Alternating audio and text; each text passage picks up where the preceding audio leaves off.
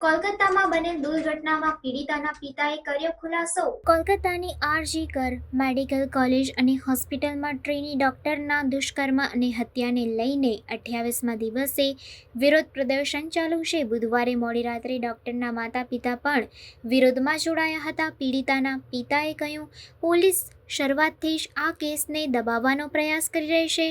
મૃતદેહને પોસ્ટમોર્ટમ માટે લઈ જવામાં ન આવે ત્યાં સુધી અમારે પોલીસ સ્ટેશનમાં રાહ જોવી પડી હતી। બાદમાં જ્યારે પુત્રીનો મૃતદેહ અમને સોંપવામાં આવ્યો ત્યારે એક વરિષ્ઠ પોલીસ અધિકારીએ અમને પૈસાની ઓફર કરી હતી।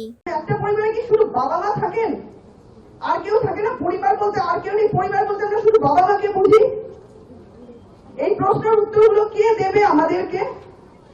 এই প্রশ্নের উত্তর চাই। আমাদের সঙ্গে চরম নিষ্ক্রিয়তা করা হয়েছে। চরম মানে পুলিশে যতক্ষণ পর্যন্ত না বডি দাহ হয়েছে ততক্ষণ পর্যন্ত 300-400 পুলিশ একেবারে ঘিরে রেখেছিল আমাদেরকে।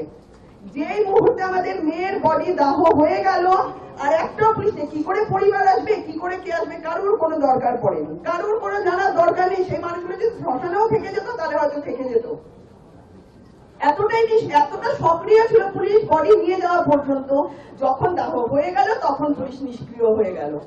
ঘরে ঢুকে পুলিশ টাকা অফার করছে বাবা মাকে। যেখানে আমরা আমাদের মেয়ের বডি নিয়ে বসে রয়েছি ঘরে, পরিবারের প্রত্যেকটা লোক চোখের জলে তাকাতে পারছি না, তখন পুলিশ গিয়ে টাকা অফার করছে আমাদেরকে। এটা পুলিশের মানবিক মুখ। তারা আবার বলছেন যে আমরা সব ঠিক কাজ করেছি, আমরা সব দায়িত্ব পালন করেছি। এটাকে দায়িত্ব পালন বলে? এটাকে